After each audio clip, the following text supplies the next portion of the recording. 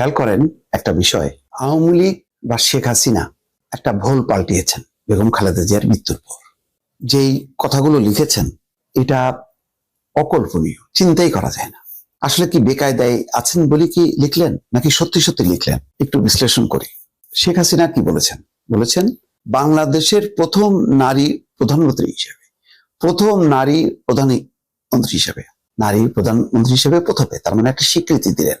তারপরে বলছেন, পরের লাইনটা খেয়াল করেন, গণতন্ত্র প্রতিষ্ঠার আন্দোলনে তার অবদান, গণতন্ত্র প্রতিষ্ঠার আন্দোলনে তার অবদান। সে গণতন্ত্র প্রতিষ্ঠার আন্দোলন করেছেন কার সময়? এরশাদের সময় এবং শেখ হাসিনার সময়। তাহলে সেটারও স্বীকৃতি দিলেন। আবার বলছেন প্রথম নারী প্রধানমন্ত্রী হিসেবে। বলছেন যে বিএনপি নেতৃত্বের এক অপূরণীয় ক্ষতি হলো। সত্যি ক্ষতি হলো, একটা কথাও কিন্তু মিথ্যা না।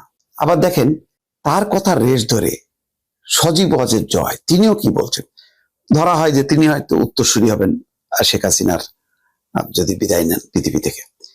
দেশের সংকটময় মুহূর্তে, মানে বাংলাদেশে এখন সংকটময় মুহূর্ত বলছেন, যখন সাধারণ মানুষের নিরাপত্তার অভাবে ভুগছে, নিরাপত্তা নেই সত্য, দেশকে অস্থিতিশীল এবং বিরাজনীতিকরণের অপচেষ্টা চলছে, কথাটা একেবারে মিথ্যা নয়, তখন তার এই চলে যাওয়া বাংলাদেশের উত্তরণের পথে, বাংলাদেশের উত্তরণের পথে এক গভীর প্রভাব ফেলবে।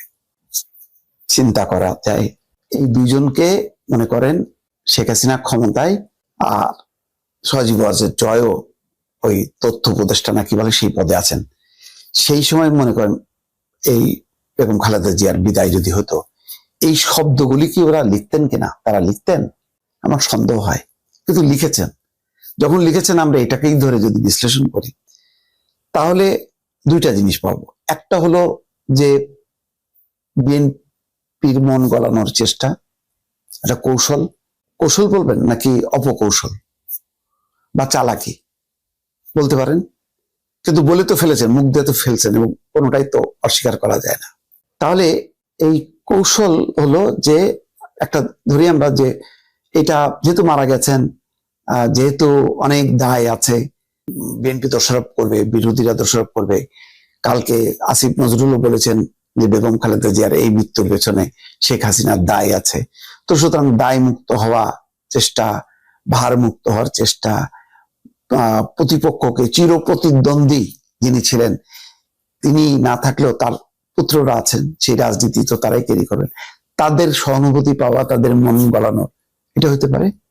আরেকটা হতে পারে, হয়তো একটা সুদূর প্রসারী একটা রাজনৈতিক উদ্দেশ্য আছে, সেটা খারাপ বা ভালো এটা আপনারা বিশ্লেষণ করবেন। সেটা হলো যে আওয়ামী লীগ তো আসলে ঝাড়ে বংশে শেষ, কিছুই নাই। শোক যে জানাবে তারা আনুষ্ঠানিকভাবে, মানে ধরেন দুজন যে তারেক রহমানের সঙ্গে দেখা করবেন বা পরিবারের সদস্যদের কাছে যে শোক জানাবেন, সেই অবস্থার মধ্যেও তো নেই। মানে আওয়ামী লীগ হিসেবে তারা পথে ঘাটে কোথাও বেরোতে পারেন না। এবং দেখেন এক সময় খালেদা জিয়ার একটু যাতে মুক্তি দিয়ে চিকিৎসা করা যায়, দলও করেনি, যদি মাইন্ড করে, সেজন্য পরিবারের সদস্যরা মানবিক কারণে বারবার গেছে, আর বারবার এই চিঠি করে, একবার হোম মিনিস্ট্রিতে পাঠায়, একবার ল মিনিস্ট্রিতে পাঠায়, ল মিনিস্ট্রি হোম মিনিস্ট্রি পাঠানোর পরে 7 দিন 8 দিন 10 দিন পরে বলে যে না, আইনগত কারণে সম্ভব হচ্ছে না, রিজেক্ট করে। প্রতিবার এই চালাকিটা করছে, এবং হয়তো এর মূল হোতা হচ্ছে আনিসুল হক বা শেখ হাসিনার এই মানে চালাকি বা কূটকৌশল। যাই হোক, আজকে এই বার্তা দেওয়ার মধ্যে দিয়ে আওয়ামী লীগ কি আবার বেঁচে যাওয়ার চেষ্টা করছে, যাতে তারেক রহমান ক্ষমা করে দেন? অথবা বাস্তবতাটা কি এমন হলো যে আওয়ামী লীগকে এখন মাঠে না আনলে বিএনপির যে প্রবল প্রতিপক্ষ হয়ে উঠছে, যে রাজনৈতিক শক্তি জামাতের নেতৃত্বে, একটা দক্ষিণপন্থীদের যে একটা হুঙ্কার বা সংগঠিত হওয়ার একটা আভাস, সেটাকে থামানোর জন্য মাঝখানে কি আওয়ামী লীগকে দরকার আছে? তেমন কোনো চিন্তা থেকেই কি আওয়ামী লীগ এটা চাললো? এবং বিএনপির কি একটা এক ধরনের সায়ও আছে কিনা?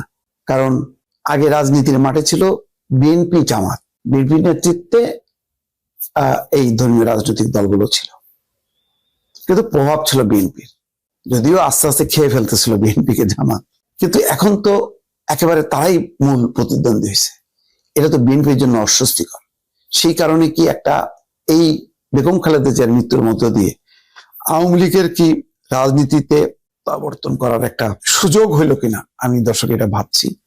আমার এই কথাটা হয়তো এখন অনেকের কাছে বাস্তব মনে হইতে পারে, কিন্তু একটু ভেবে দেখেন, যদি রাজনীতির ভবিষ্যৎ হিসাব নিকাশ করেন, তাহলে যে কোনো ফরম্যাটেই হাসিনার আওয়ামী লীগ হোক আর হাসিনা বিহীন আওয়ামী লীগ হোক, আওয়ামী লীগ যদি হাজির না হয় রাজনীতির মাঠে, বিএনপি কিন্তু বিপদে পড়বে বলে রাখলাম। মিলাই নিয়ে ভালো থাকবেন। আল্লাহ হাফেজ।